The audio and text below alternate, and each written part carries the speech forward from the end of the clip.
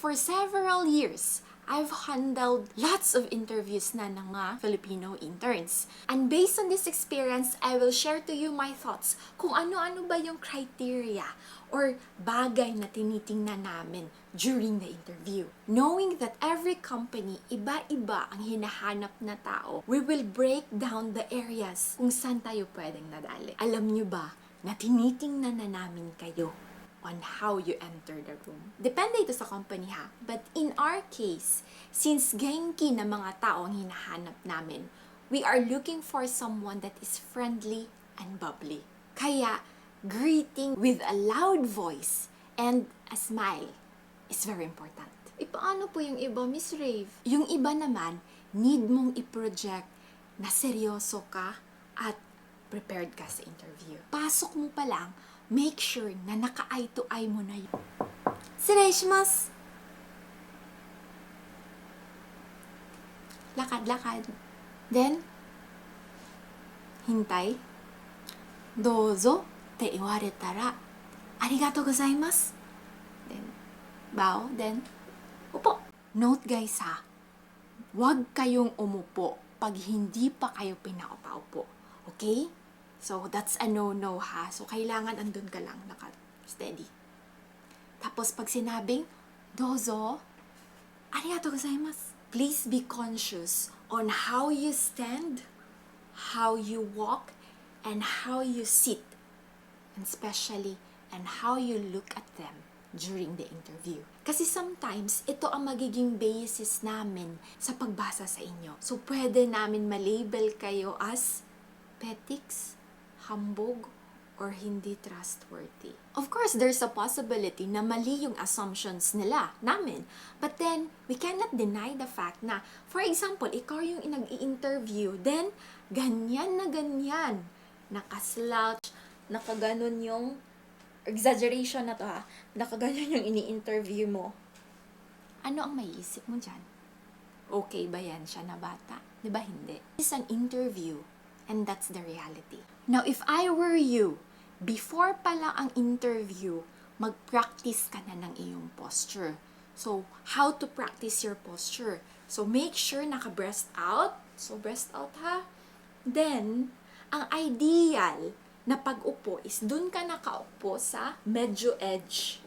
Then, ang kamay natin nasa taas ng lap. Ayun siya. Then, naka-straight. Hindi nakatingin sa baba. Okay? Next is tinitingnan namin kayo on how you project yourself. Dahil sa halong kaba, takot, pressure, at kung ano-ano pang emotion, nagkabulol-bulol na during Jikoshokai. Hindi makasagot ng maayos, o di kaya tensyonado. Now, as part of the HR department ng isang Japanese company, isa sa criteria na tinitingnan namin ay ang personality ng tao. How you handle yourself during the interview is very crucial. So, tinitingnan namin dito kung ang iyong personality angkop ba sa hinahanap namin. So, genki ka ba? Snob ka ba? Tapos, seryoso ka ba always? Or, yung tipong, kaya mo kaya makisalamuha sa mga current employees namin sa Japan? Miss Riff, ano po ba yung dapat? Actually, depende talaga siya sa environment ng company na yon. But then, most of the time, ang kadalasan hinahanap ng mga Japanese employers ay yung taong may credibility, integrity, at marunong makisama. Guys, kahit sinabi ko yan at narinig ninyo, huwag niyong isasama sa Jikoshokai ninyo ha, na I am a person with integrity, I am a person that is humble, and mga blah blah blah blah blah blah. Kasi, for example, yung humble na sinabi natin kanina, I'm not sure if you're aware, but then, the moment you tell another person that you are humble, you are being proud. This is my personal opinion. Kahit alam natin kung ano yung hinahanap nila, make sure na hindi mo siya sasabihin through your words, but then, sasabihin mo siya through your actions. So, say for example, so meron na tayong assumption, diba, na ang Japan, maingay when it terms to quality. Now, what if the question is that, nakagawa ka na ba ng NG sa 9 years of work experience mo? Then, ang sagot mo is, no po. Hindi pa po. Kasi lahat po ng tinuturo ng aking boss ay ginagawa ko. So, walang perfect answer nito ha. But then maybe, yes, hindi ka nakagawa ng NG or nakagawa ng any mistake in your life, but then with the span of 9 years, wala ka talagang mistake. Is yung possible question ng hapon is that, are you really doing your job? Kasi imposible sa tao na hindi magkaroon ng mistake. But normal sa tao ang magka-mistake. It's up to you kung meron kang learning na nakuha doon or wala. Medyo tricky ang question, but then, guys, tinitingnan din namin kung honest ka or hindi. How you respond to the questions. So again, hindi lang ang words na lumalabas sa ating bibig ang tinitingnan nila. Kasi actually, habang nag-i-interpret kami, sila din ay abalang mag-observe sa inyo kung ano yung mannerisms ninyo, paano kayo mag-react, and kung paano kayo mag-respond sa question.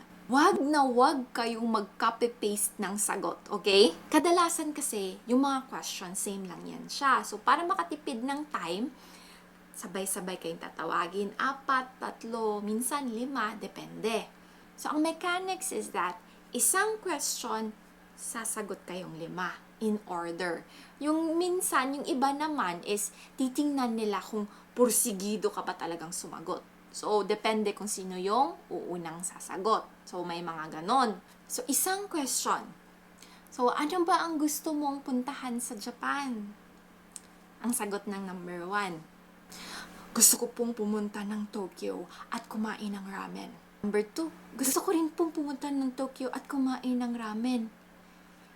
Number 3 din, gusto ko din pong pumunta ng Tokyo at kumain ng ramen. Number 4, gusto ko rin pong pumunta ng Tokyo at pumunta ng Tokyo Disneyland. Number 5, ako rin po, gusto ko pong pumunta ng Tokyo at pumunta sa Skytree. Guys, ang raming prefecture sa Tokyo. Meron pa tayong Osaka, meron pa tayong Hokkaido. Huwag kayo mag-stick sa isang sagot. So, pag kinuha ng isa yung sagot nyo, sana na prepare, gumawa kayo ng iba. Mag-research kayo ahead of time. Kasi, magkakaroon yan sila ng impression na, ay, pati pag-answer sa interview, copy-paste, how much more sa trabaho? So, may credibility ba tong taong to? So, ganun agad yung iisipin ng mga Hapon kasi advance yan sila mag-isip, kaya mag-ingat tayo. So guys pag tinanong kayo, make sure na naintindihan natin yung question. And pause konti, then sagot. Baka kasi magbigay ng impression sa mga Japanese employers na hindi natin iniisip yung mga sinasabi natin. Meaning to say, baka magkaroon sila ng impression na pag ito, binigyan ko ng instruction, possible na high lang din ng high yung marireceive ko. Next thing is that how you show your intent. Now, based on your answers, tinitingnan namin kung gaano ka-importante sa iyo ang pumunta ng Japan. Again, every company is different, but then common denominator ng company is that they want someone na magstay longer sa kanila. They want someone na tatapusin yung 3 years na contract or tatapusin until 5 years ang contract. Someone na may pangangailangan. Someone na merong hungry sa, alam niyo yon, hungry sa is yung may hungerness, may eagerness para makuha talaga yung work. So, may intention talaga. Hindi lang yung, yan lang kasi yung available eh. Although, yan yung reality. But then, kung gusto mo talagang makapasok, kailangan mong ipakita sa kanila na gustong-gusto mong pumunta. Okay? Hahamakin ang lahat, masunod ka lamang. Charot. Kasi minsan, meron talagang mga applicants na parang walk in the park lang. Pag nakapasok, de swerte. Pag nabola mo sila, okay, mas okay. So, yung pakul yung effect lang ba? Yes, lahat ng applicants gusto makapasok at makapunta sa Japan. But then, the way you show your intent, the way you show your hungriness na makapasok is different. And, yun yung tinitingnan namin. Yun yung isa sa pinapansin namin. How you end your interview. Kadalasan sa mga companies, magbibigay ng time na para tanungin sila. Sad to say, wala masyadong nagtatanong. So, pag ganun kasi, ang assumptions ng mga Hapon is that hindi tayo masyadong interested sa company. Yun yung hindi alam ng karamihan. Akala nila na pag wala kang tanong, meaning okay siya. Meaning, mas madali itong makaintindi yung batang to. But then, kabaliktaran siya. Kasi pag wala kang question, ang possible na maisip ng iyong Japanese employer is that, ay, wala siyang interest sa amin. Sige, hindi ko na lang siya isasali. Or pwede din na, ay, hala, ito yung bata kanina ba na hindi masyadong makasagot. Kinakabahan lang siguro siya. Tapos ang ganda ng question niya. Nag-research talaga siya. But then, may mga questions na hindi pwede, or should I say, better hindi natin itanong during the interview. Ano ba yung mga questions na better na hindi natin i-ask? Number 1, pera. Number 2, kung makakakuha ba tayo ng UQ or hindi.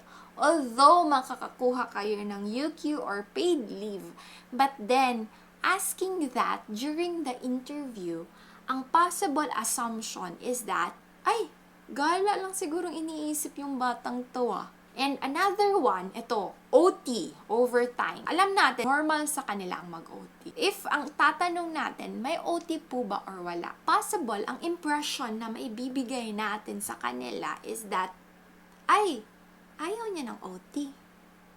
Ganun. I would suggest na ganito yung way ng pagtatanong natin. Marami po tayong OT, no? So, with smile. So, ang impression na maibibigay natin by doing so is that, ay, ang batang to gustong-gustong mag-OT, plus to sa akin. So, ganun. So, instead of asking, meron po bang OT or wala? Ask, marami po tayong OT, no? Japanese people are sensitive when it comes to questions.